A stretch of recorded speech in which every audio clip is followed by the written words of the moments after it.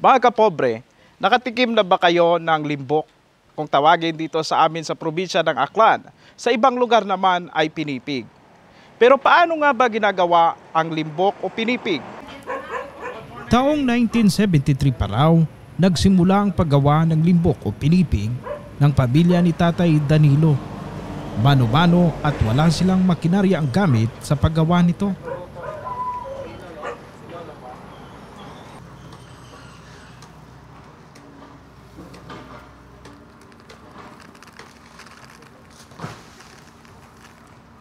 Mainit doon?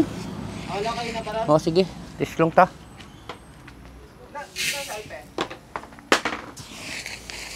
Kayo yan.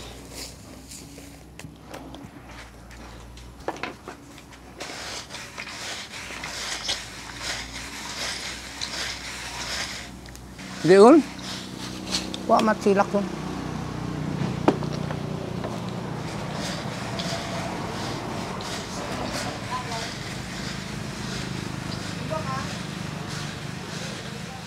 Dapat nandang sa Ron, ang sa day.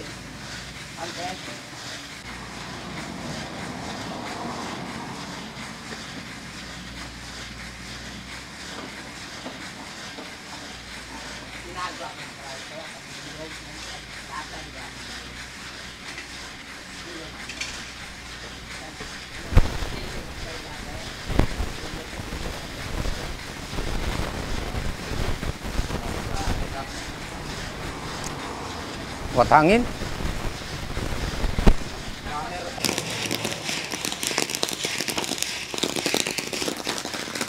Sa pagpasok ng makabagong teknolohiya at makinarya ay nanatili si Tatay Danilo sa tradisyonal na pamamaraan ng paggawa nito.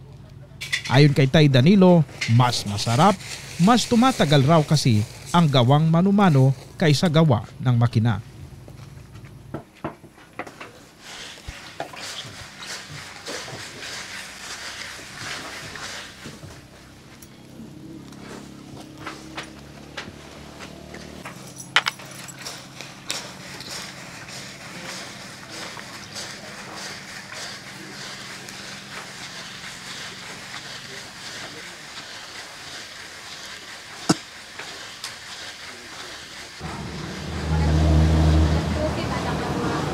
Buhi.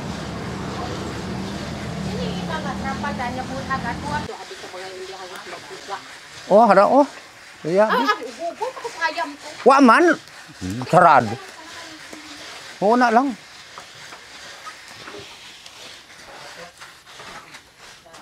Kaya ina, baka lagi magsinghan.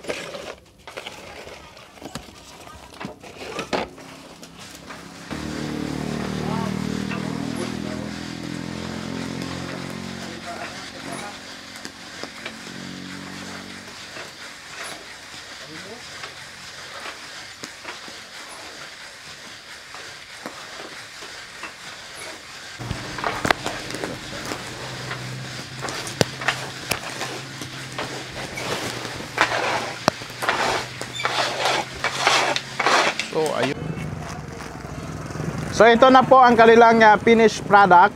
Ayan, lapit lang konti, bro, pakita natin. So ito na binibenta dito sa kalye sa Feliciano Balete. Pag nakita nyo ito dito, magkano isa nito, Teng? Ganito 100 pesos. So lagyan mo lang ng konting gatas. Meron naman iba-iba yung mga taste ng mga tao, pamamara ng pagkain ito. So pwede lagyan mo ng gatas, pwede naman na kainin mo na lang ng diretso. Ang iba nilalagay naman sa halo-halo. Bali dati kayo lang po mano-mano talaga, kayo lang ang... Oo. Marami rin kumaya, kaso hindi rin sila kaya maghawak ng tao. May sa Antique, may sa Kalibo, may dyan sa Binturansa, may dito sa Unahan, may dito sa Baliti, may sa Kaliso, may sa Altabas. Sa Aklan po, kayo lang ang... Ako lang ang pinakamatagal na hindi na nila kaya mahinto. Kasi yung mga apo ko, palit-palit lang yan eh. Pag umano na sila yan, magtrabaho na naman, mayroon na namang kapalit. Pag tapos na pag-aaral. Maraming natulungan to. Oho. Hihintuin ko sana to, kaso kawawa naman yung mga apo, walang pamasahe. Yung iba. Bali sa loob ng ng 51 years na kayo gumagawa nito. Oo. Kumusta po ang ang kitaan ng Pinipig? paglilimbok ng pinipig? May kita rin kaso yung puhunan, umuutang ng porsintuhan. Kasi pag hindi ka umutang ng porsintuhan, wala kang palay stock. Oho. Hindi ka rin pwede gumawa ng pinipig tuloy-tuloy. Dapat may mga 300 kaban kang stock sa bahay. Ay, ganun pala. Pag wala, ay hinto kami. Oho. Kumusta ang bentahan mula noong 1973? Kailan yung pinakang malakas na kita ninyo sa limbukan, tay? Noong 1973 hanggang 1986, ako lang kasi solo lang. Sulo lang sa Aklan. Oo. Kaso marami ring dinideliveran, may Iloilo, may Altabas, may Antique, may Kalibo, may Banga. Hindi man nagbabayad. Mahigit 90,000 ang utang, hindi nagbayad. Hanggang ngayon. Hanggang ngayon. Ay singilin mo, nagalit pa. Oho. Ay pinabayaan ko na lang. Iyon. Itaya mo pa ang buhay sa kanila. Oho. Yaan mo nakakos sila. So kailan naman pumasok na medyo humina ang paglilimbok, pag pinipig? Itong 2002, mahina na. mahina na. For dahil sa anong reason po? Marami ng kalaban. Mga makina na kasi sa kanila eh. Ayun, sa pagpasok pala ng makina, Mm-mm. ng teknolohiya, nabawasan ang sales Nabawasan. Kaya humina rin ang kita. ninyo. Oho, oho. Pero noon na walang ganyan, hindi ako nangungutang ng puhunan kasi malakas ang pinipig. Oho. Ay, ngayon, malakas din kung ano kasi ito ang hinahanap, original. Dinadala sa ibang bansa. Ito. Pinapasalubong nila. Ano yung kinaiba ng paggawa sa makina kaysa ditong mano-mano po? Kasi hindi sila pwede gumawa ng original. Ay, pag kinuha nila dito sa kawa, silaw pa. Pero yung yung sa makina ay sa kawa pa rin muna Oo. niluluto. Kaso, hindi luto yung palay. Silaw pa, kinukuha na, tapos palamigin, tapos ipadaan sa makina. I see. Kasi pag hindi palamigin, dikit-dikit yung palay, hindi pwede kainin. Ayun. Wala kang hindi mo mapakinabangan. Oo. So parang nakikita ko doon sa kabila na yun yung mga product ninyo, no? Sa kabila na yon. Oo. May comparison doon ng mano-mano, produce ng mano-mano at saka produce ng Makina. makina. Ang pinipig na na ganito, talagang Hinahanap ng mga tao. flat na flat talaga siya, no? Oo, flat. Yun hindi masyadong flat. Kaso pag sinangag nila uli, lumulubo na. I see. Kaya malakas ang kita nila doon. Kasi pag lubo, yung isang kaban, napapalabas nila ng mga 30 salok yun. Oo. Wala pang tao na swelduhan. Oh, wala kang sinusweldohan. Wala ang siniswelduhan yun. Kuryente na lang, makina. Oo, kuryente na lang. Yung tagasangag na lang, tsaka tagalagay sa makina. Yun. Bali, 3 lang ang tao doon. Oo. So kalimitan dito sa atin, makina na ang gamit. Kaso sabi naman ng mga bakasyonis na galing sa ibang bansa, huwag mong iwala yan kasi yung pinipig mo masarap. Hindi kagaya sa makina, hindi pwede dalhin sa ibang bansa. Nagsisira. So talagang pati mga balikbayan hinahanap yung Oo. pinipig mo, Tay Danny. Grabe. Kinukuhaan din nila ng video to ibang bansa daw. Nandoon na, kapaskin. Nakikita na nila. Mga kano. Ito yung nakakahanga mga kapobs dahil 1973 hanggang ngayon 51 Years. years na. So ngayon ilan ang edad mo, Tay? 71 na. 71 na. So sana no, maipasa mo rin sa mga apo mo itong paggagawa ng ganito. Oo, kaso sabi ko sa kanila, hawakan mo ng maigi yung pagsangag. Kung makuha nyo, yan, kumpleto na lahat yan. Aha. Wala na kayong paghanap ng mga materyales. So kaya itong pagsangag mo, hindi ito pinagkakatiwala mo sa iba. Hindi, tinuturuan ko rin sila kaso hindi nila kaya, napapagod daw sila. Oo, oo. Pero ako, kayang-kaya ko pa rin. Dire-diretso eh. Oo, hindi nila kaya.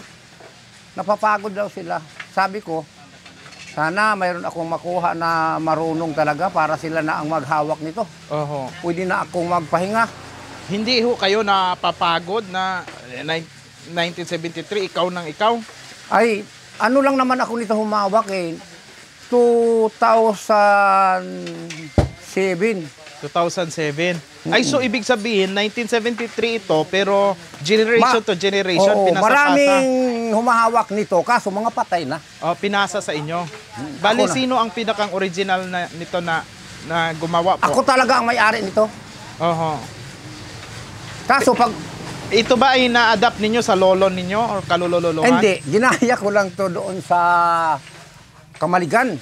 Mm, Kasi doon yung paggawaan ng pinipig, nyug lang noon ang umaano ng umpisa ng palay. Ay ngayon, ako rin ang nag-imbento ng kahoy na kasi pag nyug, hindi abutan ng 1 taon palit. yung dati 'di ba mayroong binabayo? Oo. Binabayo sa inyo mas napadali na ang proseso dahil Oo. iniikot-ikot itong kahoy na ito. Mm-mm. Kailan mo ito na-imbento naman?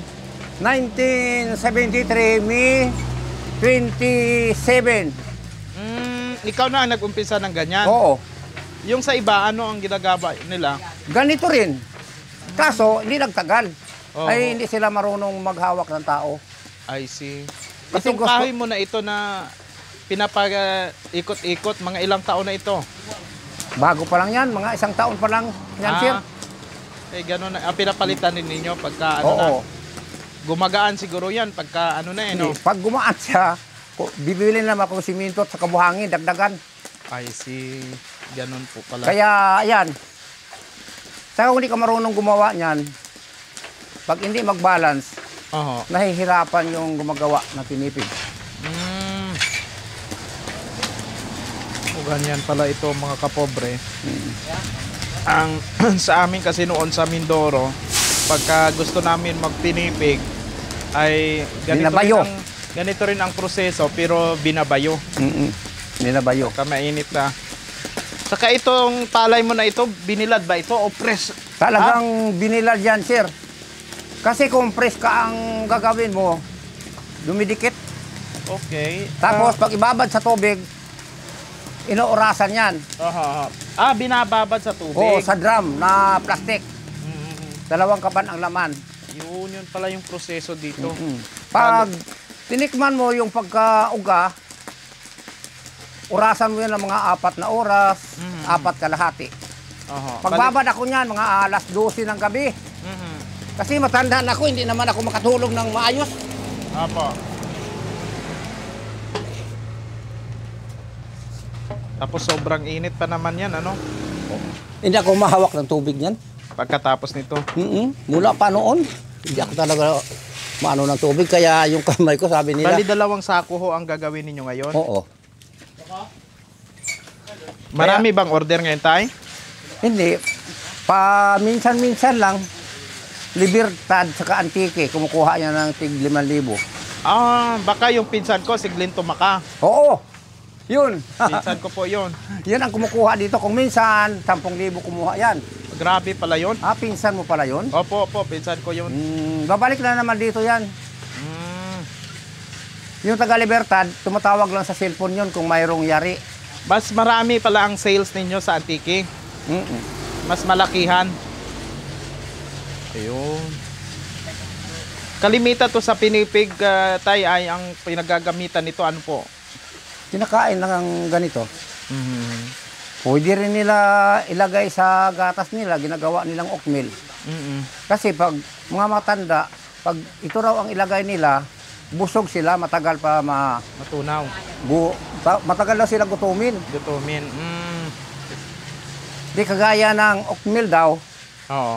mamaya-maya, ano na raw yung sikmura nila, gutom na. Mm. Kaya pag bumili yung may mga matatanda, mga tig 10 piso, 10 balot. Mm. Grabe oh. Tapos pag ginaganon mo doon sa gilid na yon, mga kapobre, talagang sobrang mabagong mabango. Bagong ani to sa Morales. Yung tanim ko, hindi pa Mabango, Ayan mabango. o, nagpapahinog pa lang.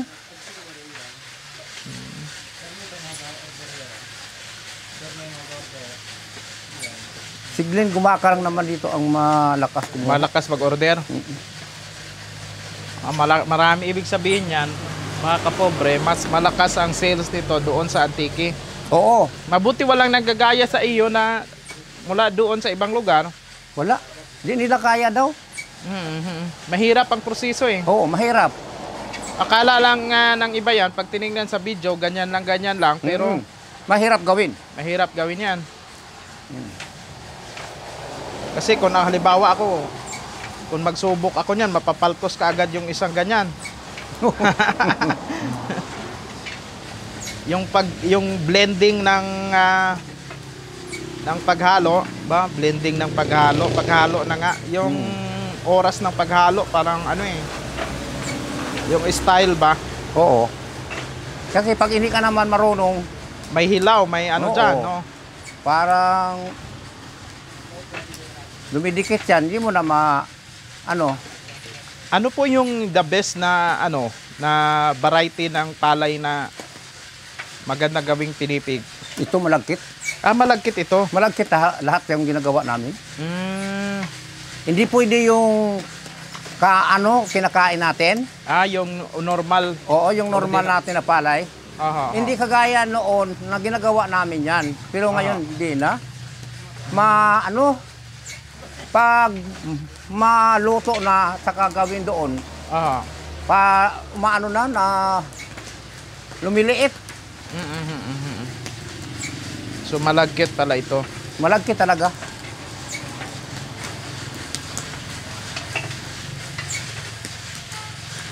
Sana ma-preserba ito at maipagpatuloy yung ganitong Oo. klase. Sabi nga nila nang nag-i-interview dito, karamihan nagbibideo, sana huwag mawala yan Oo. para malaking dito sa Aklan. Oho.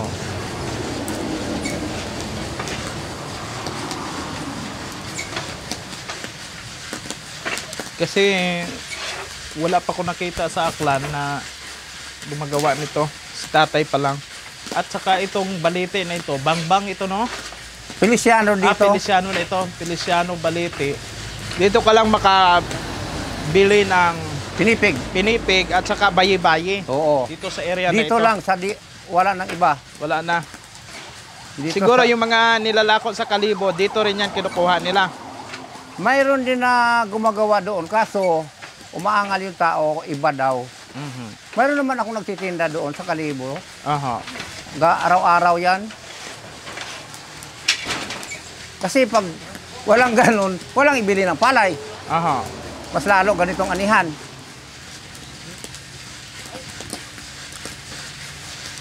Tapos ang ano niyan, ang duration ng gaano po itatagal yung tinipig? Pag nagawa ngayon, kailan siya po pwedeng? Ay kahit 2 buwan. Kahit 2 buwan hindi masisira. Basta naka-plastic lang. Hindi masisira yan. Ilagay mo nga sa ref, lalong lumulutong. Paano ma-preserve ang pagiging malutong tayo? Pagka halimbawa yung dinadala sa abroad. Ganito lang na original. Dinadala nila. Ito talaga. Oo. Tapos pagdating nila doon sa kanilang lugar, saan dapat ilalagay? Sa ano lang, lata. Sa balde na sarado. Para di sumingaw. Oo. Tapos kung medyo umano raw, hindi na masyadong malutong, ay sinasangag nila. So pag sinangag, balik ulit Oo. sa lutong niya. Yung bayi-bayi nga, pwede mong sangagin eh. Prito. Parang tikoy. Grabe yun. Dami pa yan tay. So hindi ka magpapahinga niyan hanggat hindi natatapos. Pag matapos to, merienda sila. Ito, isa. Isa. Tapos mamaya na naman yung isa. Oo. Pag katapos, pag merienda muna sila niyan. Yung kawa mo siguro matagal na ito. Ay, ano na to? Ito ang tumagal na kawa, pang-anim na yan. Kasi bumili ako ng kawa na malaking aluminium. Aha. Halos ganito kalaki. Hinihiram ng tao. Ay pag ibinalik nila, crack na ang pit. Kailangan mo namang singilin. Oo. Yan na lang ang ginawa ko, kaya tumagal ito. 1986 pa to eh. Oo. Kaya 48 years na ito. Matagal na pala. Ito ang tumagal. Bali hindi nyo na tinatanggal-tanggal yan dyan. Hindi. Ano ba yan? Naka-welding dyan? Hindi naman. Hindi naman. Pinapabayaan ko lang. Kasi wala namang umaanong tao. Kasi lahat ang tao eh, nandyan naman ako. Hindi ako nagpapabaya sa kanila. Opo.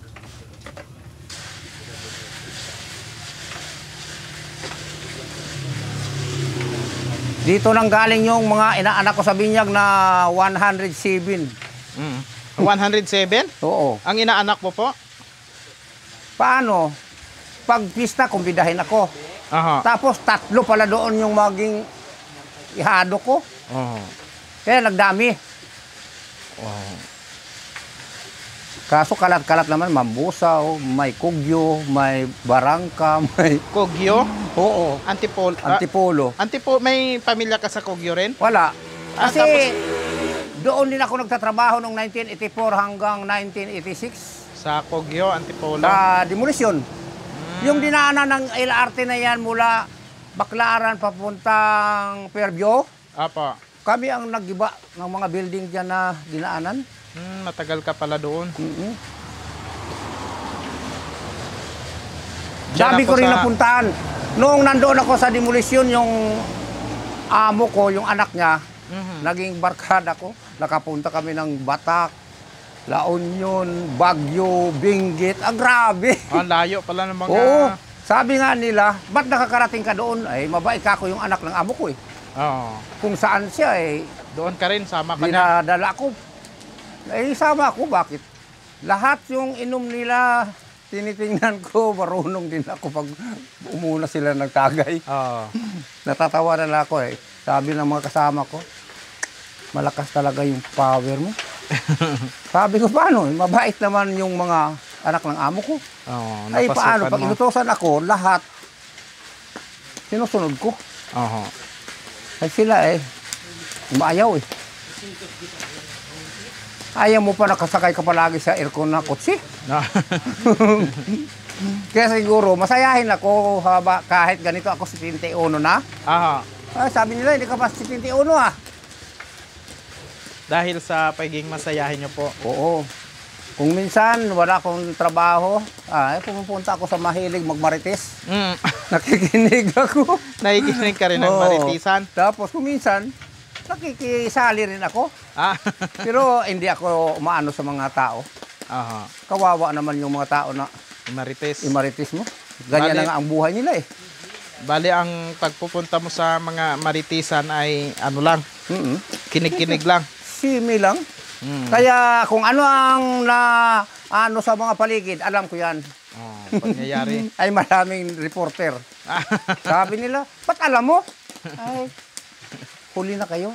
Tuli. Ay, nauna nakako ako. Hindi naman ako nagtatanong eh. Oo. Sabi ko, okay ka ako to. Talagang yung tao.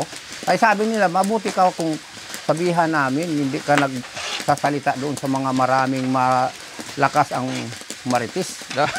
Ako tahimik lang ako. Pag marinig ko na masama, ba't isalita mo pa? Oo. Ay masama yun. Yun eh, minsan libangan mo yung maritisan. Pag Martes yan. Pero pag Miyerkulisan yan eh, no? Pag wala kami pinipig, Apo. gumagawa kami talaga. Aha. Inaano ko talaga yung mga apo ko na yan. Ginaano mo, tinitipon mo Ito sila. ang sinasabihan ko niyan, sasabihin ka agad, gagawa si Lolo ng pinipig. ganitong araw. Yan na. So, parang ilang minutos ba ang... Ay, hindi kami nag-aano ng minuto, sir. Basta pumutok-putok na yan Oo, na basta't yan? luto na. Alam ko yan kasi nalalaman ko kung luto, magaang na. Aha, aha. Isangag. Pero kung hilaw pa, Sa mabigat. Kumbaga sa paghalo pala ito na natatansya mo na. Tansya ko na yan. Kasi matagal na hawak ang... Sa tagal ba naman ng panahon na gumagawa ka na grabe. nito? Ay noon, marami talagang gumagawa dito, palit-palit. Kasi maggawa sila ng umaga hanggang maghapon yan. Kasi sulo. Grabe, negosyante noon. Kaso marami namang negosyante, puro naman palpak. Ay hindi naman nagbabayad. Malaki pang halaga yung mahigit 100,000 na yan noong 1986. Wala pang pera natin 1,000 noon. Inuutang sa iyo tapos ay hindi pala... Ang ginagawa nila, utangin yung mga 3 sako, babayaran ka na naman ng kalahati. Deliveran mo uli, kalahati na naman. Habang tumatagal, dumadami. Sabi ko, hindi na ako mag-ano sa inyo. Dito na ako magtinda. Sila yung kumita, ikaw ang nalugi. Ako ang nalugi. Grabe. Bihirang patis. Ay mabuti si Glenn cash magbayad yan.